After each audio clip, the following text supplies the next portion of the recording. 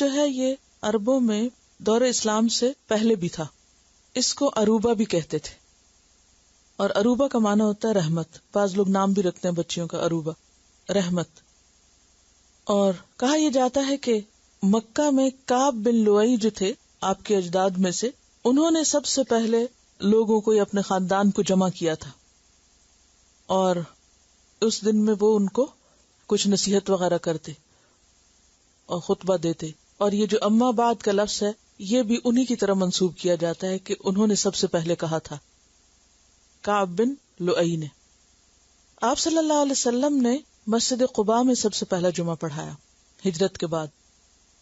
اور چونکہ مکہ میں تو کوئی موقع نہیں تھا، اس لیے اگرچہ جمعہ کا حکم آ چکا تھا لیکن مکہ میں باقاعدہ نماز جمعہ نہیں قائم کی گئی.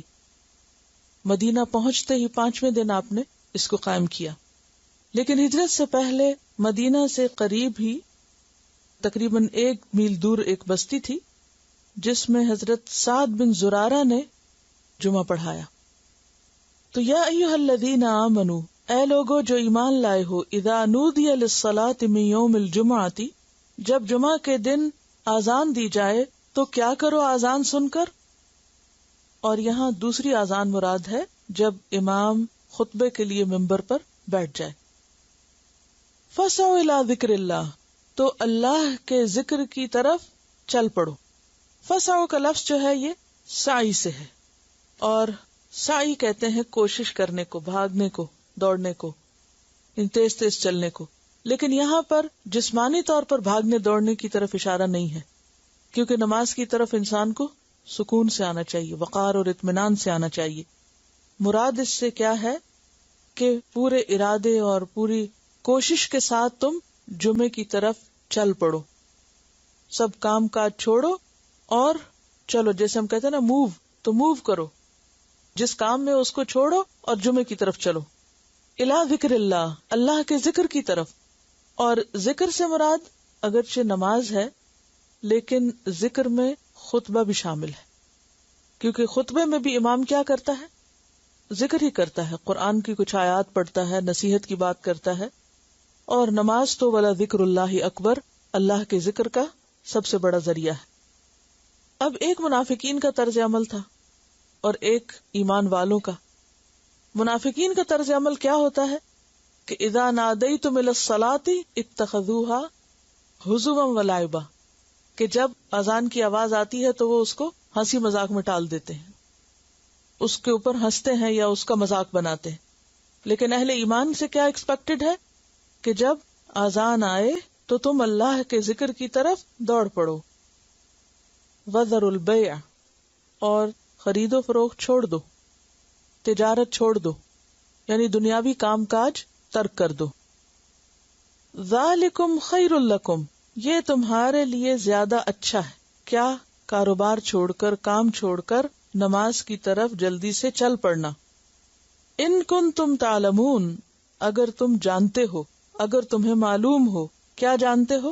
کہ اس وقت نماز ادا کرنا، مسجد کی طرف جانا، خطبہ سننا، دعائیں کرنا، اللہ کی یاد اختیار کرنا تجارت اور اس کے نفع سے کہیں بہتر ہے. فَإِذَا قُضِيَتِ الصَّلَاةُ، پھر جب نماز ادا کی جا چکے، فَانْتَشِرُوا فِي الْأَرْضِ، تو پھیل جاؤ زمین میں. انتشروا کا لفظ انتشار سے ہے، اور انتشار کس کو کہتے ہیں؟ بکھرنے کو، پھیلنے کو. مجمع کے منتشر ہونے کے لیے خاص طور پر آتا ہے. اور زمین میں پھیل جاؤ سے مراد کیا ہے؟ اپنے اپنے کام کاج میں لگ جاؤ. وَابْتَغُوا مِن فَضْلِ اللَّهِ، اور اللہ کا فضل تلاش کرو. اور اللہ کا فضل تجارت وغیرہ بھی ہے، اور اللہ کا فضل دین بھی ہے. کان فضل اللہ علیک عظیما میں کیا شامل ہے؟ دینی علم. وَاذْكُرُوا اللَّهَ كَثِيرًا، اور اللہ کو کثرت سے یاد کرو. کہاں پر؟ پھیلنے کے بعد اپنے اپنے دنیاوی کام کاج میں. یعنی اللہ کو صرف جمعے کے وقت یا صرف مسجد کے اندر ہی یاد نہ کرو، بلکہ جہاں بھی جاؤ، جو کچھ بھی کرو، وہاں اللہ کو یاد کرو. کیوں یاد کرو اللہ کو؟ لعلکم تفلحون، تاکہ تم فلاح پا جاؤ، کامیاب ہو جاؤ. تو اس سے کیا پتہ چلتا ہے کہ انسان باقاعدہ فارملی بھی اللہ کا ذکر کرے، اللہ کو یاد کرے، عبادت میں مشغول ہو، اور پھر جب وہ ایک مخصوص طرز کی عبادت ختم ہو جائے تو اپنا دین وہی مسجد میں نہ چھوڑ آئے، بلکہ جہاں بھی ہو وہ اللہ کو یاد کرے۔ وَإِذَا رَأَوْا تِجَارَةً، اور جب وہ دیکھتے ہیں تجارت، او لہون یا لہو، انفضوا الیہا، متفرق ہوتے ہیں طرف اس کے۔ انفضوا کا لفظ فض سے ہے، فا ضاد ضاد، کسی چیز کو اس طرح توڑنا کہ وہ الگ الگ ہو جائے، شیشے وغیرہ کے ٹکڑے ٹوٹ کے الگ الگ ہونا، کسی چیز کے اجزاء کا پراگندہ ہونا، یعنی ایک مجمع ایک دم اٹھ کے جب ادھر ادھر منتشر ہوتا ہے تو اس کی طرف اشارہ ہے یہاں، تو دوڑ پڑتے ہیں اس کی طرف۔ وَتَرَكُوكَ قَائِمًا، اور چھوڑ دیتے ہیں تجھ کو کھڑے، خطبے کی حالت میں، خطبہ چھوڑ کر بھاگ کھڑے ہوئے۔ قل کہہ دیجئے، ما عند اللہ، جو اللہ کے پاس ہے، کیا یعنی ثواب اور اجر، اللہ کی بات سننے کا، اس پر عمل کرنے کا، خیرن، وہ کہیں زیادہ بہتر ہے۔ کس سے بہتر ہے؟ من اللہوی، کھیل تماشے سے، ومن التجارہ، اور تجارت سے، والآخرۃ خیر وابقی، واللہ خیر الرازقین، اور اللہ بہترین رزق دینے والا ہے، رازقین میں سب سے اچھا رازق ہے۔ اصل میں یہاں پر ایک خاص واقعے کی طرف اشارہ ہے جس کے پیش آنے کے بعد یہ صورت نازل ہوئی۔ آپ صلی اللہ علیہ وسلم جب ہجرت کر کے مکہ سے مدینہ آئے تو وہاں ایک بار سخت قحط پڑا، یعنی کھانے پینے کی اشیاء جو تھیں وہ کم ہو گئی، مقامی بازار میں نہیں ملتی تھی۔ اب ہوتا یہ تھا کہ لوگ دوسرے ملکوں میں جاتے اور وہاں سے چیزیں لے کر آتے اور ان کو بیچتے۔ تو دحیہ الکلبی ایک تاجر تھے، کچھ یاد ہے دحیہ الکلبی کے بارے میں؟ تو وہ ایک تاجر تھے اور وہ شام وغیرہ کے علاقے سے جا کر گندم، زیتون اور اسی طرح کھانے کی کچھ اور چیزیں لاتے اور آ کے مدینہ میں فروخت کر دیتے۔ اب ہوا یہ کہ اس مرتبہ جب وہ آئے تو یہ جمعے کا وقت تھا، اور وہ اس طرح کرتے تھے کہ جب شہر میں داخل ہوتے تو اعلان کرنے کے لیے اس قافلے کے آگے آگے طبل بجاتے، جیسے گھنٹیاں بجاتے ہیں، یا کوئی کسی بھی جیسے آئس کریم والا جو آتا ہے تو کیا کرتا ہے، ایک خاص قسم کی آواز نکالتے ہیں۔ اس کا مقصد کیا ہوتا ہے کہ لوگوں کو پتہ چل جائے کہ کون آیا ہے اور کس مقصد کے لیے۔ اب یہ ہوا کہ جمعے کا وقت تھا، آپ خطبہ دے رہے تھے، لوگ بیٹھ کے سن رہے تھے، قحط پڑا ہوا، کھانے پینے کو کچھ نہیں، اتنے میں وہ آواز آتی ہے تو صحابہ کرام میں سے کچھ اٹھ کے فوراً دوڑ پڑتے ہیں بغیر اجازت لیے کہ جا کے کچھ جلدی سے خرید لیں، کیونکہ اگر اب نہیں خریدا تو پھر اگلے قافلے کا انتظار کرنا پڑے گا، تو اتنے دن کیا کریں گے۔ بہرحال اب جو ہی وہ نکلے تو آپ صلی اللہ علیہ وسلم نے پوچھا کہ کتنے باقی ہیں لوگ، تو پتہ چلا کہ ایک عورت اور 12 مرد، اور باقی سب چلے گئے تھے۔ تو اس پر آپ نے فرمایا کہ اگر تم سب چلے جاتے تو مدینہ کی اس وادی میں آگ بہہ پڑتی، یعنی اتنا بڑا جرم تھا۔ لیکن بات یہ کہ صحابہ کرام انسان تھے، انسانی ضروریات ان کے ساتھ تھی، اور ابھی ان کی وہ تربیت نہیں ہوئی تھی، ابھی انہوں نے ان تمام چیزوں کے بارے میں پوری طرح جانا نہیں تھا، لہذا بر وقت اصلاح کر دی گئی۔ اور کیا کہا گیا؟ قل ما عند اللہ خیر من اللہو ومن التجارہ، کہہ دیجئے کہ جو اللہ کے پاس ہے وہ اس لہو، اور لہو سے مراد یہاں کیا؟ وہ طبل جو بجا رہے، ومن التجارہ، اور وہ جو بزنس ہوگا بعد میں، واللہ خیر الرازقین، اور اللہ بہترین رزق دینے والا ہے۔ تلاوت سن لیجئے، پھر کچھ اور باتیں انہیں۔ ویسے تو دن میں 5 دفعہ ہم نماز پڑھتے ہیں، اور مردوں کے لیے باجماعت نماز ادا کرنا ضروری ہے، اور باجماعت نماز دراصل کیا ہے؟ اتحاد کا ایک سبق، کہ دن میں 5 دفعہ ایک دوسرے کو جا کے دیکھو، ملو، سوشلائزنگ کا بہترین موقع، ایک دوسرے کو پہچاننے کا موقع، ایک دوسرے کی صلاحیتیں جاننے کا موقع۔ اکٹھے نماز ادا کرنے سے دلوں کا بغض بھی دور ہوتا ہے، اتفاق اور محبت آتی ہے۔ صفیں درست کرنے کا الگ اثر ہوتا ہے، اور صفیں خراب کرنے کا الگ نقصان بتایا گیا ہے۔ کیا؟ کہ اگر تمہاری صفیں درست نہیں تو تمہارے دل آپس میں پھٹ جائیں گے۔ اور اس صورت کا اصل مضمون اور اس سارے پارے کی اصل جو تھیم ہے وہ کیا ہے؟ دین کی خدمت اور دین سے تعلق، اور اس کے لیے کیا ضروری ہے؟ اتحاد، اتفاق۔ اور اتفاق اور اتحاد کے لیے جو بیسک رول پلے کرتی ہے ڈیلی کی ایکسرسائز، وہ ہے نماز، اور نماز میں پھر باجماعت نماز، اور پھر خاص طور پر وہ اتحاد کہاں پیک پر ہوتا ہے؟ جمعے کے دن، جمعے کی نماز میں۔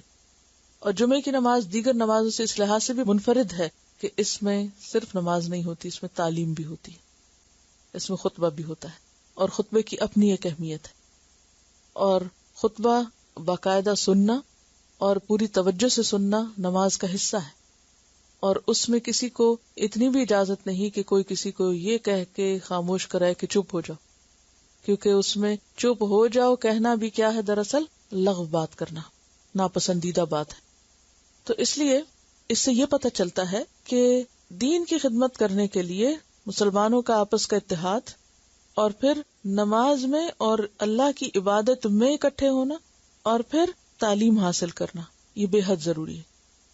اور اس میں نماز نبوی کا جو باب ہے نماز جمعہ کے بارے میں، پیج نمبر 248 پر، اس میں یہ تمام مسائل موجود ہیں، اور یہ آپ کو یاد ہوگا کہ آپ نے ان کو پیچھے پڑھا بھی ہے، اور مزید ایک دفعہ اس کو آپ دہرا لیں، کیونکہ نماز جمعہ جو ہے اس کی اپنی بہت زیادہ اہمیت ہے۔ ایک موقع پر آپ صلی اللہ علیہ وسلم نے فرمایا، میرا جی چاہتا ہے کہ کسی کو اپنی جگہ نماز پڑھنے کے لیے کھڑا کروں اور جا کر ان لوگوں کے گھروں کو آگ لگا دوں جو جمعہ پڑھنے کے لیے نہیں آتے۔ یعنی اتنی شدت سے آپ نے اس بات کی تاکید کی کہ ان لوگوں کے گھروں کو آگ لگا دوں جو جمعہ پڑھنے نہیں آتے۔ اس سے اندازہ کریں کہ کس قدر اہمیت ہے نماز جمعہ ادا کرنے کی۔ پھر اسی طرح حضرت ابو ہریرہ اور عبداللہ بن عمر کہتے ہیں کہ ہم نے جمعے کے خطبے میں حضور صلی اللہ علیہ وسلم کو فرماتے ہوئے سنا تھا، لوگوں کو چاہیے کہ جمعہ چھوڑنے سے باز آ جائیں، ورنہ اللہ ان کے دلوں پہ ٹھپا لگا دے گا اور وہ غافل ہو کر رہ جائیں گے۔ حضرت جابر کہتے ہیں کہ جو شخص کسی حقیقی ضرورت اور جائز عذر کے بغیر محض بے پرواہی کی بنا پر مسلسل 3 جمعے چھوڑ دے، اللہ اس کے دل پر مہر لگا دیتا ہے، اور ایک اور روایت میں آتا ہے کہ اللہ اس کے دل کو منافق کا دل بنا دیتا ہے۔ یہ مسند احمد کی روایت ہے، مرفوع روایت ہے۔ ابن ماجہ میں آتا ہے کہ آپ نے فرمایا، آج سے لے کر قیامت تک جمعہ تم لوگوں پہ فرض ہے، جو شخص اسے معمولی چیز سمجھ کر یا اس کا حق نہ مان کر چھوڑے، خدا اس کا حال درست نہ کرے، نہ اسے برکت دے۔ خوب سن رکھو، اس کی نماز نماز نہیں، اس کی زکوٰۃ زکوٰۃ نہیں، اس کا حج حج نہیں، اس کا روزہ روزہ نہیں، اس کی نیکی نیکی نہیں، جب تک کہ توبہ نہ کرے، پھر جو توبہ کر لے تو اللہ اس کو معاف کرنے والا ہے۔ تو اس سے بھی آپ اندازہ لگا سکتے ہیں کہ نماز جمعہ کی مردوں کے لیے کس قدر اہمیت ہے، اور اس کو ادا نہ کرنا ایک بہت بڑا جرم ہے، اور اس ایک نماز کے ادا نہ کرنے سے باقی تمام نیکیاں جو ہیں وہ بھی ضائع ہو جاتی ہیں۔ اور اس کی جو مزید تفصیلات ہیں وہ آپ کو اس کتاب میں مل جائیں گی۔ اپنے گھر والوں کے ساتھ، اپنے بچوں کے ساتھ، خصوصاً لڑکوں کے ساتھ اس کو شیئر کریں۔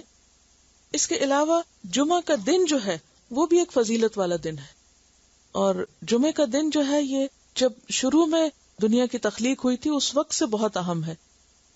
حضرت ابو ہریرہ کی روایت ہے اور بخاری کی روایت ہے کہ وہ بہترین دن جس پر سورج طلوع ہوا جمعہ کا دن ہے۔ اسی دن آدم تخلیق کیے گئے، اسی دن جنت میں داخل کیے گئے، اسی دن وہاں سے نکالے گئے، اور قیامت واقع نہیں ہوگی مگر اسی دن۔ اور حضرت ابو ہریرہ کی روایت ہے کہ آپ نے جمعہ کے دن کا ذکر کیا تو فرمایا، اس دن میں ایک ایسی گھڑی ہے کہ جس مسلمان بندے کو وہ میسر آ جائے اور وہ کھڑا ہوا نماز پڑھ رہا ہو تو وہ اللہ سے جس چیز کا مطالبہ کرتا ہے یا دعا کرتا ہے اللہ تعالیٰ اسے عطا کر دیتا ہے۔ اور آپ صلی اللہ علیہ وسلم نے اپنے ہاتھ سے اس گھڑی کے مختصر ہونے کا ارشاد فرمایا کہ بہت تھوڑا وقت ہوتا ہے لیکن وہ قبولیت کا وقت ہوتا ہے۔ اور اس دن کے کرنے کے کام جو ہیں غسل کرنا، مسواک اور خوشبو کا استعمال، تیل لگانا، نبی صلی اللہ علیہ وسلم پر درود بھیجنا، سورۃ الکہف پڑھنا، پھر نماز جمعہ پڑھنا، اور نماز جمعہ کی فضیلت جو ہے اور نہ پڑھنے والوں کے لیے جو وعید ہے اس کا ذکر ہے۔